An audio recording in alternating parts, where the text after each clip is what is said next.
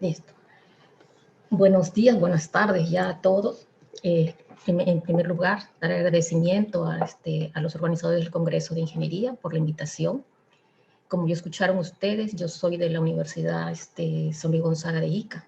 Así que envío un saludo especial para mis profesores que en ese entonces y para los amigos que hice en época de estudiante allá en la Universidad San Luis Gonzaga.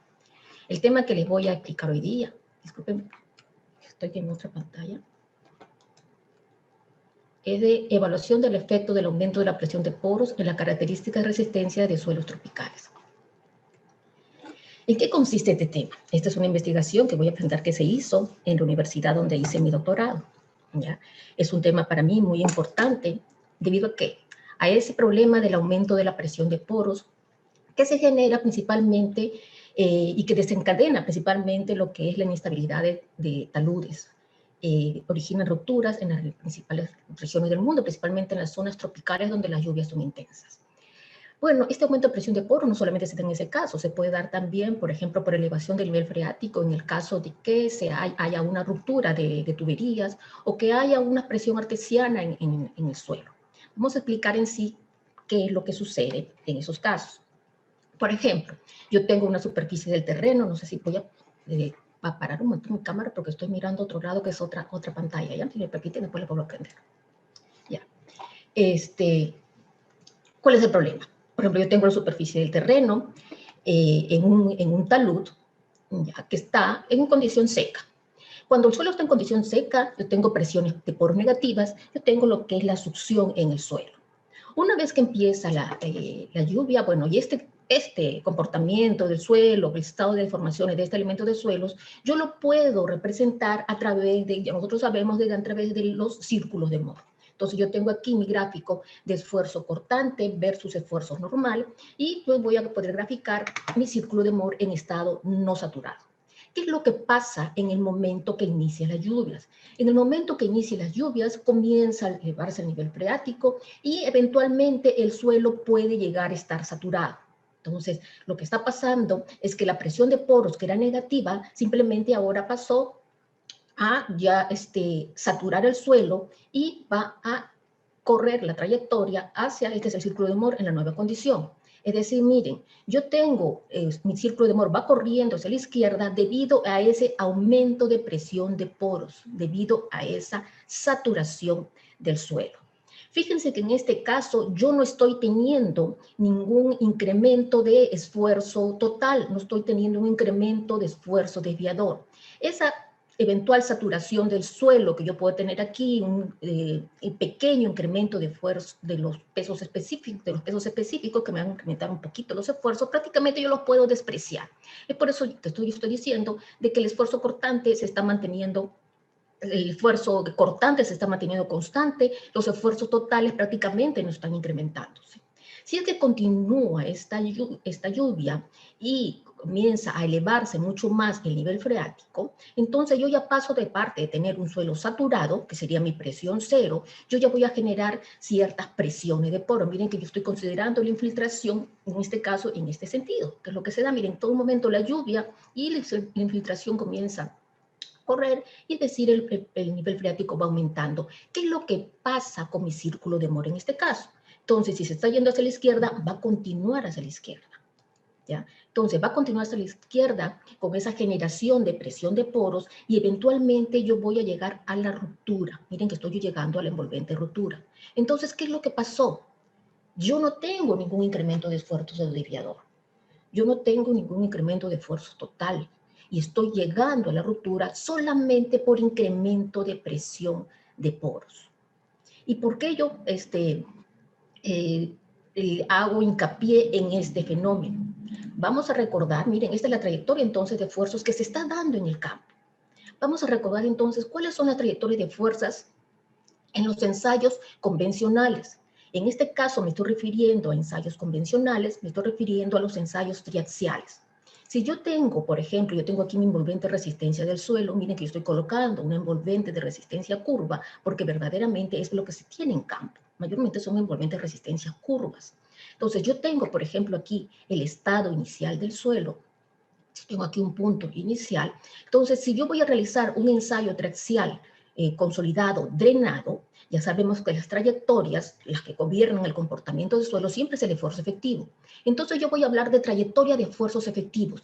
En un ensayo triaxial consolidado, drenado, yo tendría ese tipo de trayectorias. Siempre van a irse a la derecha, y si estoy trabajando con trayectorias, con el sistema de PQ de Lambe, estamos en el Lambe, mecánica de suelos, entonces esa trayectoria debe tener 45 grados y está yendo hacia la derecha. Trayectoria de esfuerzos totales igual a la trayectoria de esfuerzos efectivos. Sin embargo, si yo hago un ensayo triaxial no drenado, un ensayo triaxial CU, si yo trabajo con un suelo que tiene un comportamiento contráctil, es decir, que en el momento de la ruptura va a haber un incremento, una tendencia a incremento de presión de poros, entonces mi trayectoria de esfuerzos efectivos va a ser ¿ya? Comportamiento compresivo. Pero si yo estoy trabajando con un suelo que tiene un comportamiento dilatante, es decir, que como que va a tratar de expandirse durante el corte, entonces se van a generar presiones de poros negativas y mi trayectoria va a tener esta forma. Entonces, esas son las trayectorias que yo consigo en un ensayo triaxial convencional. Pero, ¿qué es lo que está pasando en el campo? Lo que está pasando en el campo durante ese incremento de presión de poros que eventualmente me va a generar esas inestabilidades de taludes es esta. La trayectoria en campos es esta. Mire, yo estoy en el inicio prácticamente del envolvente de resistencia. Entonces yo estoy en tensiones bajas o esfuerzos bajos que no se alcanzan con los ensayos triaxiales convencionales. Entonces, si yo quiero simular ese comportamiento en laboratorio, la idea de un laboratorio es simular lo que está pasando en el campo para sí, ver qué es lo que está pasando con el suelo, yo voy a utilizar ensayos especiales. Ensayos especiales donde tendría la trayectoria horizontal dirigiéndose a la izquierda. Esos ensayos tienen que ser drenados. Miren que en todo momento ha habido una lluvia y una infiltración constante. Entonces son ensayos triaxiales especiales donde la ruptura se va a alcanzar por ese incremento de presión de poros. Esos ensayos son denominados ensayos de aumento de presión de poros. ¿Ya? Entonces, para entender en sí por qué se hacen esos ensayos y los resultados comunes que se han tenido en varias investigaciones, y fue lo que motivó a hacer esta investigación, es miren las trayectorias de esfuerzo que se han tenido con diferentes suelos desde su resumen. Si usted ve aquí, miren, yo tengo el inicio de ensayo sería esta que está aquí. Ya no sé si está viendo, es este de aquí. Y la línea que yo tengo aquí es la línea KC. Es esa línea de consolidación. En este caso, los ensayos han sido consolidados anisotrópicamente para simular mejor las condiciones de campo. El ensayo ha iniciado de esta forma y miren las trayectorias que se están dando. Las trayectorias vienen así y van a fallar. La ruptura de esos ensayos se dan cuando debido a esa presión de poros, ese incremento de presión de poros, se inicia la ruptura rápidamente. ¿Ya? Entonces sí, se formaría un envolvente de aumento de presión de poros. En este caso, miren, este sería el envolvente de presión de poros en este caso. Y esta es un envolvente de estado permanente o línea de estado crítico. Entonces, si usted se da cuenta, ¿ya? Y este envolvente de estado crítico eventualmente en unos suelos puede coincidir con la resistencia pico. Entonces, si usted se da cuenta, yo quiero obtener parámetros, en este caso, yo tendría parámetros de resistencia con esta curva que está aquí, con el envolvente en rojo, y miren los parámetros que yo tendría con el envolvente del inicio del ensayo, del inicio de ruptura en los ensayos de aumento de presión de poros. Si usted se da cuenta, los parámetros de resistencia que yo estoy obteniendo son menores a los que yo obtuve en un ensayo convencional. Entonces, el suelo se está comportando con un parámetro de resistencia menor. Entonces, si yo hago un análisis de estabilidad de taludes en este tipo de suelos, si trabajo con un ensayo convencional, yo estoy sobreestimando la resistencia y mi parámetro es menor. Entonces, por eso es que la importancia de hacer este tipo de ensayos es investigar el comportamiento que tiene el suelo en sí con las trayectorias que pasan verdaderamente en el campo. Claro que no todos los suelos, yo voy a tener ese problema con todos los suelos. Miren acá en el lado derecho, yo tengo el mismo ensayo, pero realizado con ensayos con suelos que tienen cierta cohesión. En los casos que el suelo tiene cierta cohesión, miren, el suelo va a romper después de pasar este envolvente de estado crítico. Entonces, en este caso, esa cohesión, esa cementación que podría tener el suelo está ayudándole y le está dando mayor resistencia al suelo. Entonces, hay varias investigaciones que se han hecho, no acá en el Perú, pero ya fuera se han hecho ya varias investigaciones sobre el comportamiento que puede tener el suelo con este aumento de presión de poros. Es ahí donde nació la idea de hacer la investigación, cómo se comportan en sí suelos tropicales, suelos que se cogieron 3 tipos de suelos para evaluar cómo es que se está comportando estos con ese aumento de presión de poros. ¿Cuáles fueron los suelos estudiados? Esta investigación se hizo en la Pontificia Universidad Católica de Río de Janeiro. Se trabajó, lo bueno de esa universidad es que tiene campos experimentales, donde ya estos suelos han sido ya bastante estudiados. Si uno quiere crear, por ejemplo, un equipo, ya tienen ahí sus campos, taludes que están al lado, donde ya se tiene, ese suelo ya está muy estudiado y se va a servir para verificar su comportamiento con los diferentes equipos que uno quiera crear o las diferentes evaluaciones que se quieran hacer. Entonces, se trabajó con 2 suelos coluviales y un suelo residual. Los suelos coluviales fueron uno del campo avanzado del Lerpuc, que este es en otro, podría ser en otro estado, otra ciudad cercana al mismo río. Y aquí este es el mismo del campo experimental. Ambos son campos experimentales de la Católica, pero este de aquí es en el mismo campo experimental, en la misma universidad. Y este es un suelo residual, joven de otra ciudad, el Duque de Caxias, que también se están empezando a estudiar. ¿Por qué? Porque es un suelo altamente cementado. La idea era tener ya, la idea es basarse en otras investigaciones para continuar los estudios, ahondar más el comportamiento del suelo. Características de los locales. Miren, aquí tengo el suelo del campo avanzado de Tinguá, de la misma Católica. Es un talud, todos se tenía que hacer los estudios en talud. Talud que presenta una inclinación media de 25 grados, suelo coluvial de tonalidad rojiza, denominado suelo de Tinguá. Miren, aquí están las muestras de bloques indiformados que se tomaron para realizar los ensayos. El campo experimental de Puc Río, de la misma universidad, el talud que está al lado, miren, este de aquí presenta una inclinación inferior a 25 grados, había inclinaciones entre 20 y 25 grados. Es una tonalidad entre roja y amarillento, y bueno, en todo el estudio se le llamó suelo de la Puc.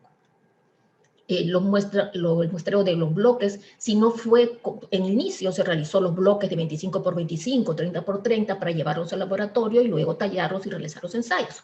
El problema en este caso fue que miren, como hay tanta vegetación, en este caso, siempre, claro, se descarta la parte superior del suelo, pero se encontró varias raíces, de tal forma que uno iba tallando los bloquecitos para realizar los ensayos y uno se encontraba con raíces de más o menos 5 milímetros de diámetro, 3 milímetros de diámetro, que cruzaban todos los cuerpos de prueba.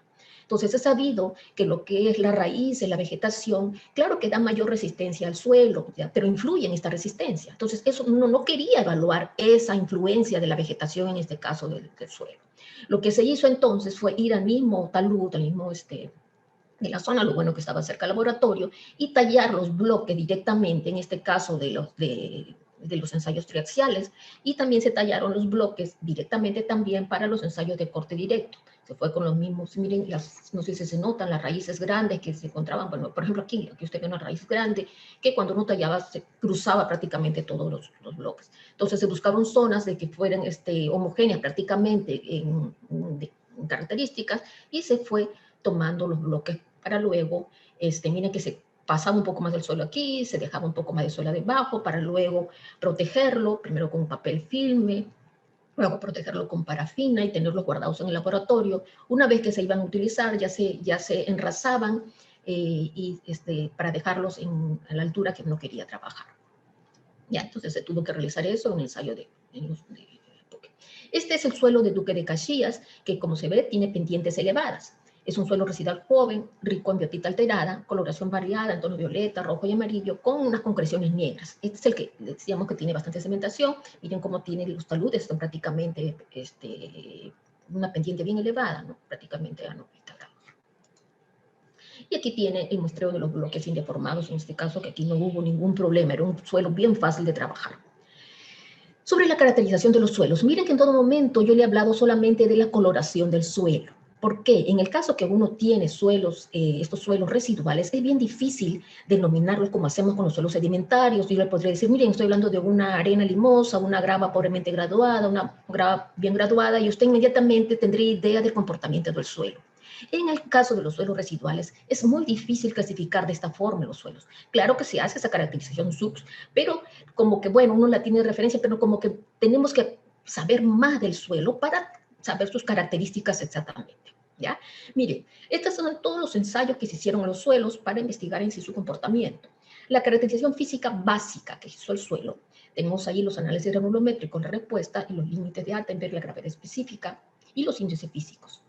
Si ustedes se dan cuenta, yo tengo ahí en el análisis granulométrico que se ha hecho ensayos con defloculante y sin defloculante. ¿Para qué se hizo esto? Para ver cómo lo que es la formación de grumos, la formación de grumos de agregados del suelo. ¿Cómo así? Entonces, miren aquí la respuesta que se tiene ante esos ensayos de sedimentación con hexametafosfato de sodio y agua después de 24 horas. Entonces, si usted se da cuenta en los ensayos sin defloculante que están aquí a la derecha, miren cómo el suelo inmediatamente ya está acá abajo. Significa que yo tengo granos más grandes, entonces yo tengo grumos de suelo. Entonces el comportamiento cuando hay grumos, miren cómo inmediatamente baja. Y aquí cuando yo ya le separo las partículas con el defloculante, cómo queda el suelo así. Entonces, si yo me doy cuenta, aquí el suelo tiene bastante grumo, se aporta con bastante grumo. Si yo tengo, por ejemplo, si yo trabajo con defloculante, es decir, yo separo todas las partículas de arcilla, miren la cantidad de arcilla. En el caso del suelo de la PUC tengo cerca de 60%, en Tinguá tengo 51%, pero si yo no la separo, miren, solamente tendría 2 y 1.5%. ¿Ya? Entonces, hay que tener cuidado en este caso porque yo estoy hablando de la cantidad de arcilla de esta forma, pero verdaderamente, con el defloculante donde yo separé los granos, pero verdaderamente el suelo está en el campo de esta forma, de manera de grumos, ¿no? De una forma agregada. ¿Ya? Los límites prácticamente son iguales, siempre yo tengo mayor límite líquido en el caso del Tinguá. En el caso del Duque de Caxias, que es el suelo residual, en este caso sí yo tengo poca arcilla, 9.2%, y no tengo plasticidad en los suelos. Y los índices físicos, en el caso de los suelos coluvionales, son parecidos. En el caso de la clasificación SUX, miren, ambos suelos, ambos coluvios son limos de alta plasticidad.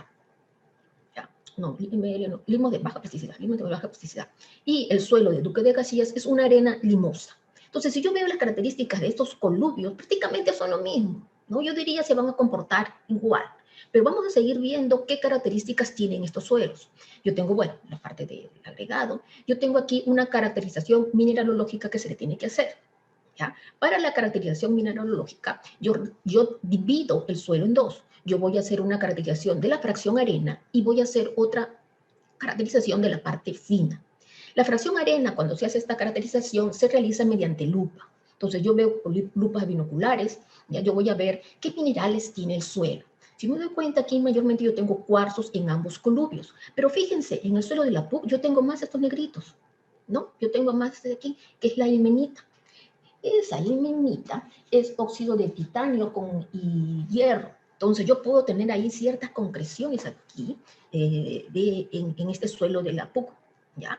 Y en el Duque de Caxias yo tengo bastante biotita alterada. Yo tengo aquí esta biotita que miren se ve media brillante. Y en esta zona cuando ya está en la malla 40 y 200 se ve un poco más brillante. Eso quiere decir que la biotita, mientras más se está alterando, pasa a esos colores dorados y luego ya pasa perdiendo el color. Ya entonces aquí se nota que este suelo ya está interperizándose un poco más. ¿Ya? Y tengo bastantes concreciones de manganeso y ya simplemente por ver en el campo cómo estaban los taludes, yo podría darme cuenta de que este suelo está ya, tiene bastantes concreciones, tiene cimentación.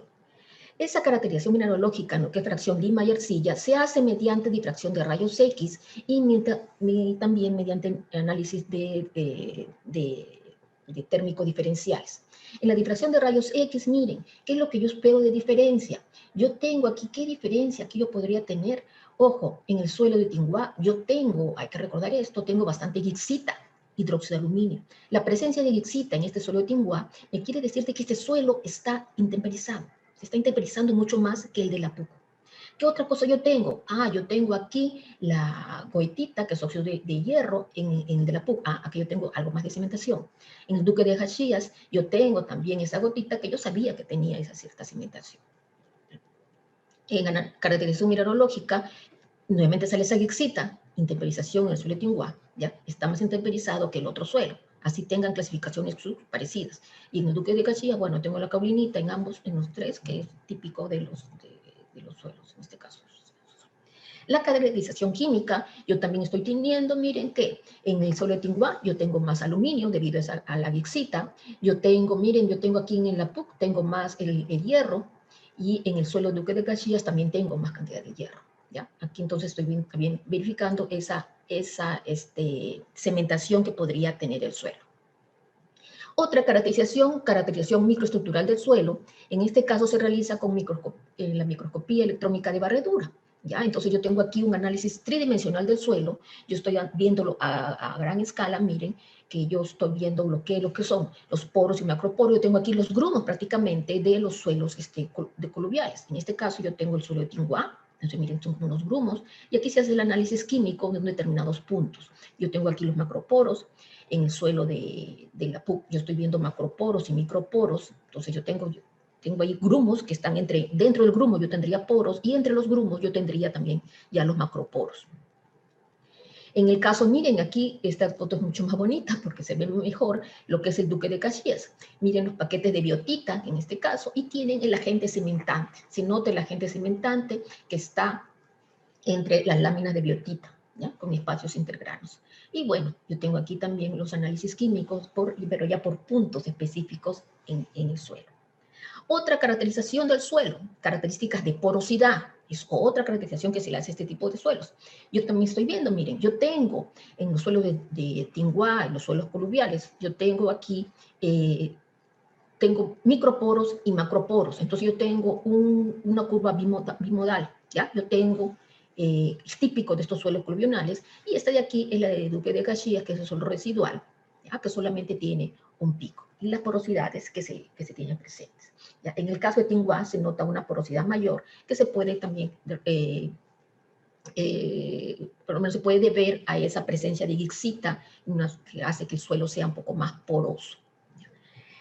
Pasando a lo que son equipos y técnicas experimentales, lo primero que se hizo los ensayos traxiales de aumento de presión de poros, que es lo que nos interesa en este caso, ensayos traxiales ya convencionales, drenados y no drenados, ensayos traxiales consolidados isotrópicamente, drenados y no drenados, y también se hicieron ensayos traxiales consolidados anisotrópicamente no drenados, ensayos de corte directo con plano cortado y superficie pulida. El ensayo traxial de aumento de presión de poros. Para este caso, miren, una prensa traxial convencional, las normales que tenemos, son prensas de deformación controlada o desplazamiento controlado. Si usted tiene una prensa, lo único que va a hacer es elevar el plato donde está apoyada la muestra, y usted va a imponer una velocidad, y la celda de carga que va midiendo la fuerza para que se rompa el cuerpo de prueba, va a ir midiendo, ¿no? Usted no controla los esfuerzos, usted controla la deformación o el desplazamiento. En este caso, nosotros teníamos ese tipo de prensas, pero necesitamos una prensa de esfuerzo controlado, independiente, que yo pueda controlar aquí la ruptura del suelo.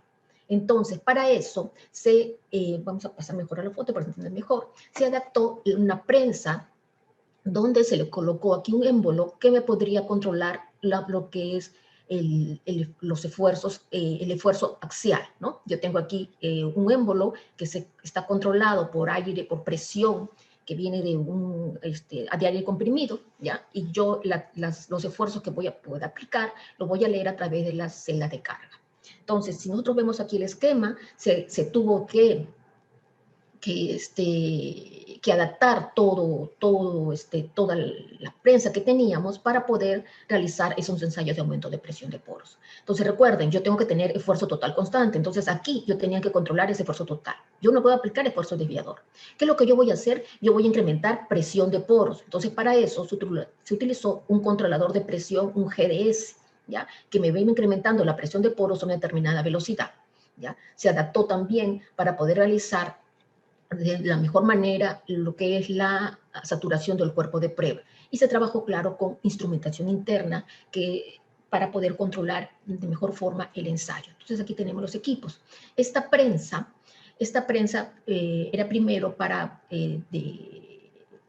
la cámara era menor, pero en este caso se había adaptado para poder tener instrumentación interna. Entonces yo tengo aquí el controlador, dispositivo para controlar los esfuerzos axiales, para tener el esfuerzo total constante. Yo tengo aquí el GDS, que se adaptó para que pueda inyectar presiones de poros a una determinada velocidad dentro del cuerpo de prueba, y se tuvo que adaptar lo que es la instrumentación.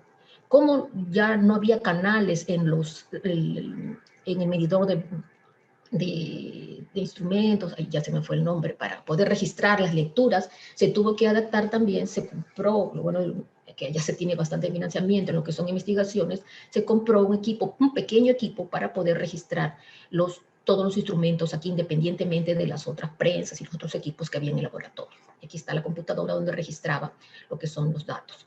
Entonces, si usted se da cuenta, mire, yo con qué instrumento estoy trabajando. Estoy trabajando con todo lo que es instrumentación interna. Lo que es celdas de carga, yo tengo celdas de carga sumergibles. En este caso, claro que no está sumergida, ¿por qué? Dentro de la cámara yo tengo aire. Entonces yo tengo aquí una interfase aire-agua. Una vez que yo pueda, cuando yo aplico presión a la cámara, yo la puedo aplicar al aire y esta de aquí se transmite al agua. Pero principalmente, ¿por qué se trabajó con esta cámara a la mitad? Porque llegado el momento de las rupturas en ciertos suelos, principalmente en los cimentados, se podían dar rupturas repentinas. Aquí son de un momento a otro. Y en esa ruptura repentina, entonces esta celda de carga puede caer e ingresar a la cámara bruscamente y esa caída brusca puede generar aumento de presiones en la cámara. Entonces, si yo tengo este aire comprimido, por lo menos amortiza esa entrada de la celda de carga, de la caída de la celda de carga. Entonces, yo tengo aquí, claro que es mucho mejor trabajar, es ideal trabajar con celdas de carga internas. ¿Por qué? Hay otras prensas triaxiales que tienen las celdas de carga en la parte de afuera. Si ustedes saben, en los ensayos triaxiales, yo tengo cierta fricción en esta zona de aquí, porque en el momento que la prensa va elevando un ensayo triaxial normal, hay cierta fricción, y entonces esa fricción me puede generar variación en las lecturas de la fuerza. Entonces, si es que yo tengo la celda de carga aquí fuera, entonces yo voy a leer esa lectura con esa influencia de la fricción. Entonces es ideal leerla dentro. Entonces aquí todo se lee dentro. Tengo aquí la celda de carga. ¿Qué más tengo? Yo tengo aquí los electroniveles. Estos electroniveles me van a permitir, son como unas cápsulas, miren, y tienen sus patitas, que me permiten medir la deformación del cuerpo de prueba interna. Claro que yo tengo cómo medir la deformación externa, como un ensayo convencional, pero en este caso se midió también internamente. ¿Por qué? Es sabido que en los ensayos triaxiales hay influencia de los entornos. Yo tengo aquí mi muestra, yo tengo piedra porosa, yo tengo papel filtro, yo tengo la membrana y yo tengo aquí unos O-rings, yo tengo aquí unos anillos de gel que están sujetando a la membrana, a la parte superior y a la parte inferior. Entonces, aquí en los contactos se están generando ciertos esfuerzos, ¿ya? Esos esfuerzos me están generando ciertas presiones de poros, ¿ya? Entonces, y eso de aquí está todo influenciado por este entorno, como le digo. Entonces, esas presiones de poros que se están generando aquí, luego se tienen que disipar. Bueno, yo tengo que esperar cierto tiempo para poder leer adecuadamente donde fuera, ¿ya? Y entonces, mientras está yendo fuera, el traductor de presión de poros que yo tengo fuera, se puede generar, no, yo no voy a leer directamente lo que pasa en el cuerpo de prueba. Entonces, lo ideal es medir en el centro del cuerpo de prueba la presión de poros. Entonces, esto que está aquí es un mini traductor de presión de poros, ¿ya? En los primeros ensayos, este mini traductor de presión de poros se colocó en el centro, ¿ya? Usted está midiendo directamente la presión de poros que se generan en los cuerpos de prueba. Pero ya después, pasado el tiempo, lo que pasó fue que se necesitaba medir también las deformaciones radiales, y esas deformaciones sí se tienen que medir en el cuerpo de prueba. Entonces se colocaron aquí en el centro y se corrió un poco el mini traductor de presión de poros. Entonces, ya tengo para medir deformación axial. Si el cuerpo de prueba comienza a expandirse, las patitas se van a separar más. Si el cuerpo de prueba comienza a achicarse, las patitas van a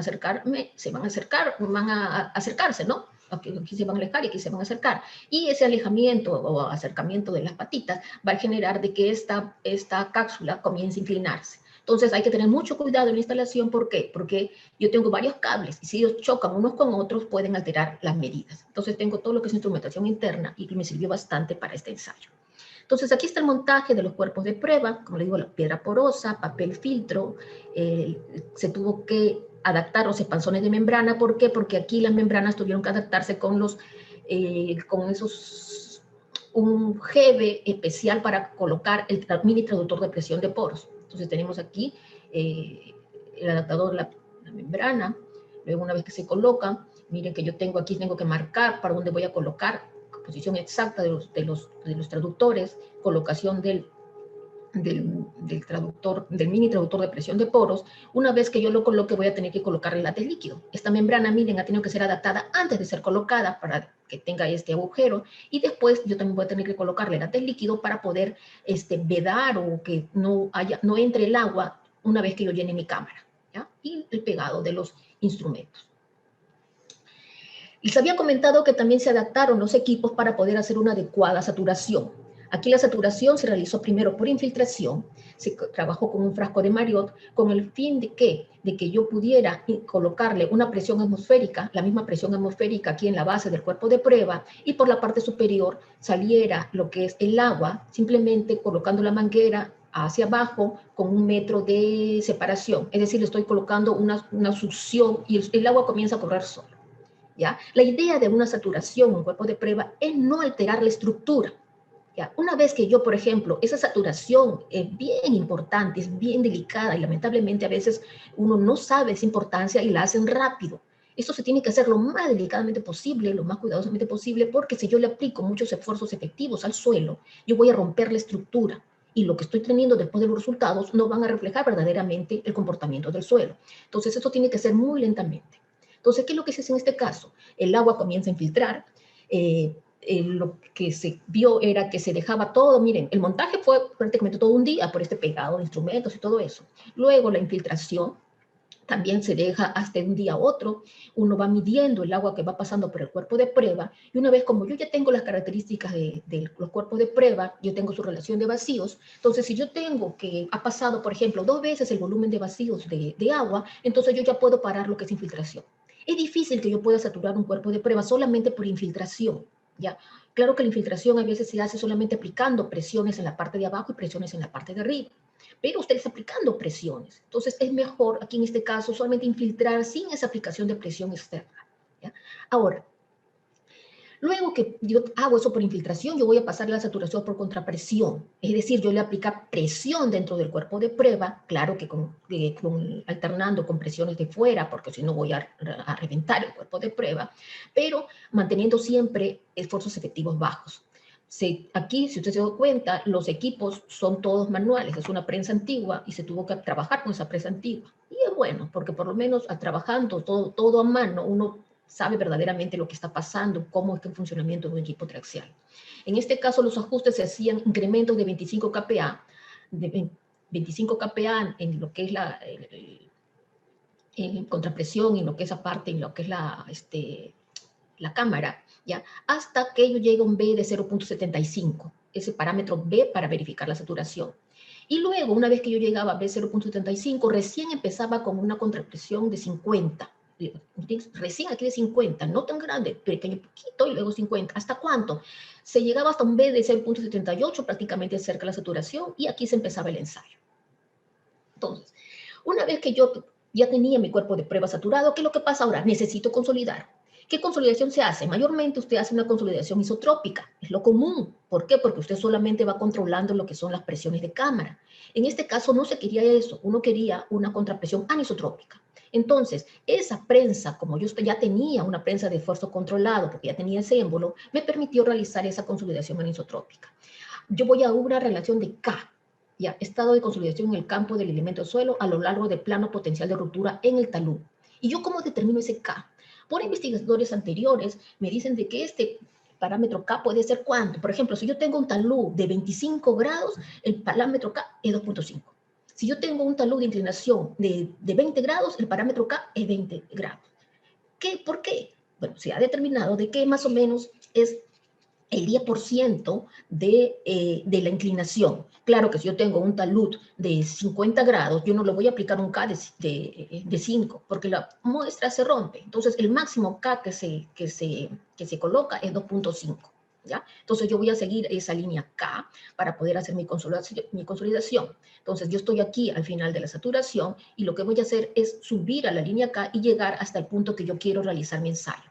Claro que aquí miren que como esto es una línea K, yo puedo tener mi envolvente de ruptura aquí muy cerca. Entonces yo tengo que tener mucho cuidado en este punto, pero que solamente en la consolidación yo puedo romper los cuerpos de prueba. Imagínense demorar todos los días que me demoraba en saturar y todos los días en instalar y que justo cuando voy a hacer la consolidación se rompa.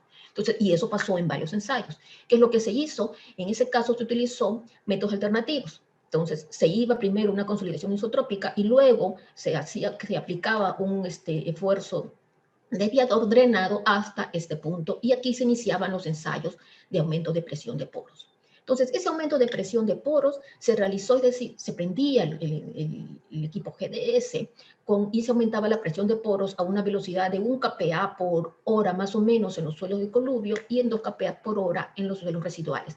¿Y quién determinó eso? Se determinó mediante varias pruebas. La idea era que la presión de poros se elevase a esa velocidad, pero que todo sea en condición drenada. Las válvulas estaban abiertas y aparte de ese 1 kPa o 2 kPa, no podía haber ningún incremento adicional. Entonces se tuvo que verificar que en la base y en todo el cuerpo de prueba solamente hubiera ese incremento de presión de poros. Entonces para eso me sirvió bastante lo que es ese traductor de presión de poros. Ese traductor de presión de poros, mini traductor de presión de poros, me sirvió mucho en lo que es la consolidación anisotrópica. Entonces a ciegas es difícil hacerlo. Este de aquí me sirvió bastante en este caso. Entonces, finalizaba cuando el esfuerzo 3, el efectivo, ya, el menor, se aproximaba a 0, o cuando la muestra presentaba una gran deformación súbita. ¿Ya? ¿Qué ensayos triaxiales hicieron los convencionales? Bueno, ya les mencioné que se realizaron el CIU, CID, el CKU también, principalmente en el suelo de la PUC y Tinguá. Aparte, se realizaron también corte directo con plano cortado y superficie pulida. ¿Qué es eso? Un ensayo de corte directo convencional. ¿Pero qué obtuve aquí? Resistencia residual.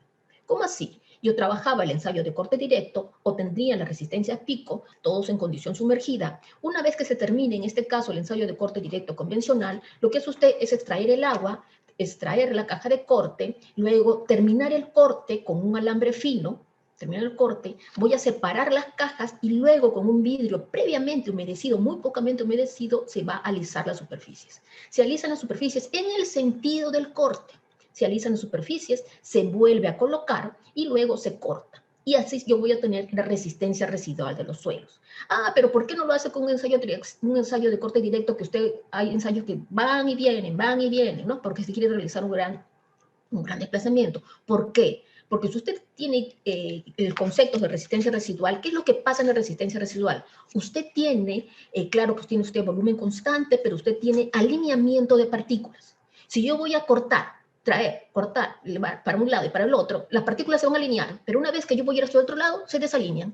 Luego se alinean, se desalinean, y así. Entonces la idea no es desalinear las partículas. Es por eso que en este caso se cortaba, se alineaba, se unía y luego se cortaba nuevamente y se tuvo la resistencia residual de los suelos.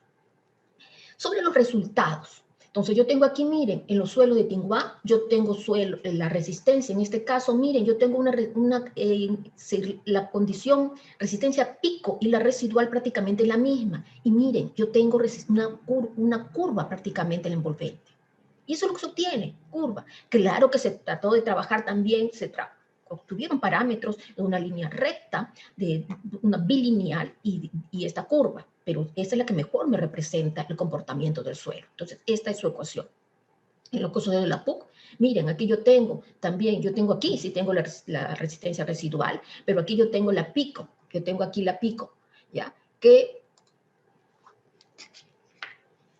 la pico, que en las tensiones bajas, miren, yo tengo mayores valores. Ah, entonces esto de aquí me está representando lo que es esa cementación que tenía el suelo de la PUC. ¿Ya? Miren con la pico cómo tengo esto. Aparte se realizaron ensayos de corte directo, pero ya disgregando el suelo con muestras alteradas del suelo de la PUC, y se hicieron también ensayos de resistencia residual. Y me salió lo mismo, miren. Esa es la idea de la resistencia residual. Usted va a tener el mismo resultado si es que usted trabaja con muestras alteradas o inalteradas. ¿Ya? Usted tiene que tener los mismos resultados, y se verificaron. El suelo residual, Duque de Caxias, es el que tenía bastante cementación, miren. Esta es su resistencia pico. Claro que miren, tiene acá mayor resistencia, un envolvente mayor en los menores esfuerzos. ¿Por qué? Por la cementación. Pero miren, esta es la residual. Miren la diferencia que hay entre la residual, lo que no se vio en los colubios. Esto de aquí es típico en suelos que tienen mica. ¿Ya? Miren la diferencia que hay entre las resistencias. Bueno, ya se me va a pasar el tiempo. Estos son los resultados de los triaxiales. Los presento de esta forma. Miren, en este caso dice P y Q, pero en este caso yo estoy trabajando con la metodología de Cambridge. Es decir, P es igual a esfuerzo efectivo medio, ¿ya? Y Q es el esfuerzo desviador. Entonces, miren aquí el comportamiento de todos los ensayos. Aquí yo tengo la curva de el esfuerzo desviador versus deformación. Aquí yo tengo sus trayectorias, pero en la metodología de Cambridge, yo tengo aquí su variación de volumen y tengo aquí cómo va variando la relación de vacíos. Claro, si es un ensayo drenado, va a haber un cambio de relación de vacíos, pero este es el final, mire, se tomó en cuenta el estado crítico al 20% de deformación, ¿ya? Entonces los puntos allí medios blancos me representan ese estado crítico. Tanto para los suelos, para el ensayo drenado, este es para el ensayo no drenado. Claro que aquí en relación de vacíos no debe de haber variación, pero por lo menos se dan cuenta dónde se está considerando el estado crítico. Ya. Y estos son los resultados, miren la línea de estado crítico. Fíjense que la línea de estado crítico teóricamente tiene que tener, es recta, ¿no? Es recta y con intersección cero. Miren, en este caso salió curva. Y aquí se verificaron con otros ensayos que se habían hecho también en el mismo suelo. ¿Ya? Si yo trazo una envolvente recta, yo voy a tener esos parámetros. Y con los datos de la relación de vacíos, obtengo el volumen específico del suelo y obtengo aquí la línea de estado crítico, que podría decir una línea de estado crítico, no tan claro disperso, pero hay una tendencia, teniendo en cuenta ese volumen específico, ¿no? Y los esfuerzos P, esfuerzos efectivos. Y si yo quiero obtener lo que son los parámetros del suelo, bueno, entonces voy a trabajar con los resultados de drenados y no drenados, y también para verificar las resistencias obtenidas de los mismos ensayos en los no drenados, pero tomando la relación esfuerzo 1 sobre esfuerzo 3. Y aquí tengo los parámetros. Fíjense los resultados, y esto siempre se tiene que verificar. Yo tengo ensayo drenado y no drenado, y voy a tener que llegar a la misma envolvente. Estos son los drenados, recuerden, trayectoria, Cambridge, ¿ya? Los drenados y los no drenados, y yo tengo la envolvente. ¿Qué es lo que puedo ver aquí? Miren la línea de estado crítico y la resistencia pico, prácticamente la misma, ¿ya? Y media curva. En este caso, bueno, se han sobrepuesto ensayos que se realizaron anteriormente con los mismos suelos y también me están dando la misma. Suelo de Tinguá, también el mismo comportamiento. Aquí lo que se agregó fue que se hicieron ensayos con, los anteriores fueron con consolidación isotrópica, aquí se hicieron con consolidación anisotrópica también. Miren la línea de estado crítico de media curva, que tengo aquí en los dos casos, y tengo aquí sus parámetros de resistencia. ¿Ya? Y tengo aquí también su envolvente. Miren la línea de estado crítico y la resistencia pico. Miren, esa está más abajo. Hay algo extraño en este suelo, ya que la resistencia pico está quedando abajo de la línea de estado crítico. Y el suelo residual, que no fueron hechos en esta investigación, sino antes, pero se ve bastante la influencia de la que es la cementación. Y miren la forma de las trayectorias en este caso. Ensayo de aumento de presión de poros. Estos son los resultados. Miren las trayectorias como son ahora. Aquí tengo la línea K. En este caso, en el suelo de la PUC, se siguió la línea K de 2, ¿ya? Menor, porque las pendientes eran menores, aparte este suelo no soportaba, muchas rompían cuando uno quería hacerlo con K2.5, y se tiene estas envolventes, miren, son horizontales, y aquí tienen la ruptura. ¿Qué significan esos puntos? ¿Dónde es que inicia el ensayo? En este caso, miren, yo tengo aquí un punto, el inicio del ensayo, es este que está aquí. Ese inicio del ensayo, es decir, que yo tengo aquí el inicio, aquí donde terminó la consolidación. Luego yo tengo el inicio de la ruptura. ¿Cómo yo me doy cuenta del inicio de la ruptura? Yo me doy cuenta del inicio de la ruptura. No me está saliendo, aquí me está faltando bueno, el inicio de la ruptura, cuando empieza rápidamente a disminuir lo que es Q, ya, el esfuerzo cortante comienza a disminuir, hay una ruptura rápida. Aquí fíjense, yo tengo aquí de referencia cuando el esfuerzo 3 es igual a 0. ¿Ya? Y yo tengo aquí la clasificación. Aquí más que nada es para ver el comportamiento del suelo. No sé si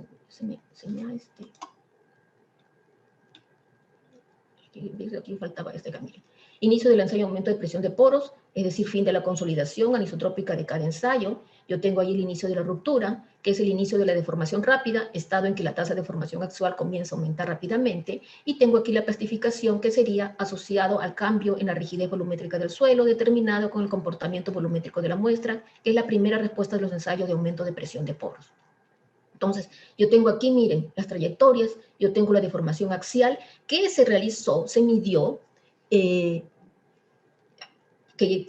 con los electroniveles y lo que es el medidor de variación de volumen con la deformación volumétrica con el medidor de variación de volumen, ¿ya? Entonces, aquí el punto de plastificación me va a permitir ver si es que el suelo va a contraer y va a expandir, ¿ya? Aquí los suelos en los ensayos convencionales se todos los suelos contrayeron, en este caso todos aumentan de volumen. Entonces tengo aquí la línea de estado crítico, yo ya tengo poco tiempo, no voy a explicar a detalle, pero en el ensayo de la PUC miren que hubo una disminución de presión de poros, un aumento de la deformación volumétrica en el momento de la ruptura y una deformación axial rápida. ¿Ya? Esto es como se caracteriza principalmente los ensayos de aumento de presión de poros. Yo tengo un parámetro de estado modificado, ¿ya? En el momento de la plastificación yo tengo la relación de vacíos y aquí yo tengo esa misma relación de vacíos en el línea de estado crítico. Entonces, yo puedo en el campo determinar con este ensayo, si es que yo tengo un estado modificado mayor a 0, va a estar asociado a comportamiento contráctil y un estado modificado asociado a comportamiento dilatante también voy a tener acá. Entonces, cuando es menor a 0, en este caso los movimientos van a ser lentos. En este caso, si yo tengo este estado modificado, el suelo puede estar propenso al desenvolvimiento de licuación de suelos. Entonces, en el ensayo de la PUC, miren, yo tengo un comportamiento dilatante. En este caso, el suelo desenvuelve movimientos lentos y no serían susceptibles a licuación. Entonces, miren sus envolventes, las trayectorias y cómo van pasando, cómo a las trayectorias de forzos ultrapasan la línea de estado crítico. Aquí yo tengo lo que es la cementación del suelo. Y aquí tengo todas las envolventes de este suelo. ¿Ya? Bueno, me están diciendo que está acabando el tiempo, así que no voy a poder dar más detalles. En el suelo de Tinguá tuve lo mismo, ¿ya? Pero aquí se tuvo un comportamiento diferente. Aquí el suelo, miren que el ensayo fue hecho en todo momento, eh, eh, en todo momento se supone que el ensayo es drenado, pero llega un momento que solo el suelo se va a comportar de manera no drenada y se van a generar excesos de presiones positivas. ¿Ya? Ese exceso de presiones positivas, entonces miren lo que va a generar. Voy a tener un comportamiento contráctil en el suelo y este suelo sería propenso del desenvolvimiento de licuación de suelos. Entonces, miren que el mismo coluvio tienen la misma clasificación SUX, pero en este caso se va a explicar por quién, por esa guixita que estaba hablando en un inicio, que promovería la liberación de partículas arcillosas, atribuyéndole una estructura más porosa, influyendo directamente en la capacidad de retención de agua en este suelo, lo que le daría la posibilidad de resolver el fenómeno de licuación. Y tenemos aquí sus trayectorias. Fíjense, aquí están sus trayectorias, y miren todas las envolventes. Fíjense, resultados con ensayos de aumento de presión de poros, resultados con lo que es los reacciones convencionales y resultados de la residual, la que se obtuvo con el ensayo corte directo. Recuerden, en este corte directo, la resistencia del que yo obtuve con el ensayo corte directo, la pico fue igual que la residual. Miren dónde está la resistencia y miren cómo están con los otros ensayos. Bueno, para terminar, Duque de Caxias, miren, los ensayos de aumento de presión de poros, simplemente los ensayos llegaron a esfuerzos efectivos ceros y las muestras no rompieron. Característica de suelo cementado. ¿Ya? Y las envolventes que se realizaron, porque se realizaron ensayos, se rompió el suelo, se rompieron el cuerpo de prueba y se tuvieron que, después de crear un esfuerzo efectivo cero, se tuvieron estas envolventes. Y se tienen aquí estas envolventes como todos los ensayos que se realizaron.